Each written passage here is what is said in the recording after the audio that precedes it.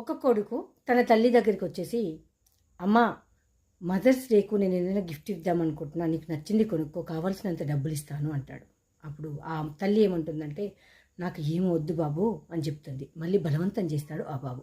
అప్పుడు కూడా ఆ తల్లి నాకు వద్దు వద్దు అని మొరాయిస్తుంది. మొరాయించినప్పుడు ఇంకా మళ్ళీ మళ్ళీ అడుగుతుంటే అసలు పట్టుబట్టిండంటే వదలడు అని చెప్పేసి, సరే నాన్న నీ ఇష్టం అని చెప్తుంది ఆ తల్లి.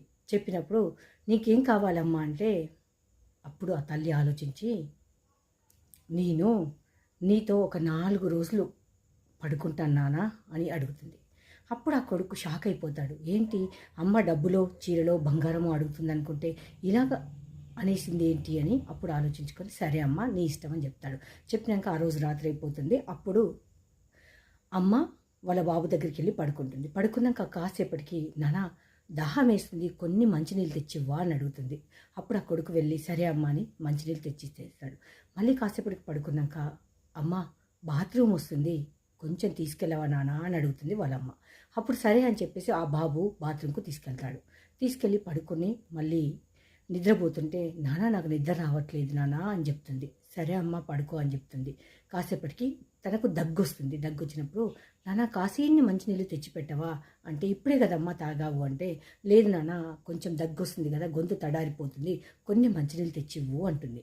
అప్పుడు ఆ కొడుకు మంచినీళ్ళు విసుక్కుంటూ వెళ్ళి తెచ్చిస్తాడు. తెచ్చిచ్చాక అప్పుడు ఆమె చేత్తో తీసుకుంటప్పుడు కొన్ని ఒలికిపోయి బెడ్ మీద పడుతుంది. బెడ్ అంతా పచ్చిగా అయిపోతుంది. ఎందుకంటే పెద్ద ఆవిడ కదా, చేతులు కొంచెం ఇలా షేక్ అవుతుంటాయి.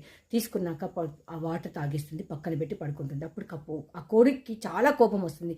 ఏంటమ్మా ఈ బెడ్ అంతా తడిపేశావు, ఇప్పుడు నేను ఎలా పడుకునేది అని అంటే, ఆ తల్లి అంటుంది, నిన్ను చిన్నప్పుడు నేను పక్కలో పడుకోబెట్టుకుంటే పక్క మొత్తం నానిపేవాడివి, 1 2 ఇవన్నీ వెళ్ళేవాడివి, రాత్రంతా ఏడ్చేవాడివి, నీకు నిద్ర ఉండకపోతుంటే నాకు కూడా నిద్ర లేని రాత్రులు ఎన్నో, సో ఇదంతా చేస్తేనే కదా నాన్న ఈరోజు నువ్వు ఇలా ఉన్నావు అని అప్పుడు ఆ కొడుకుతో అంటుంది ఆ తల్లి. అందుకే అంటారండి తల్లి ప్రేమ అని.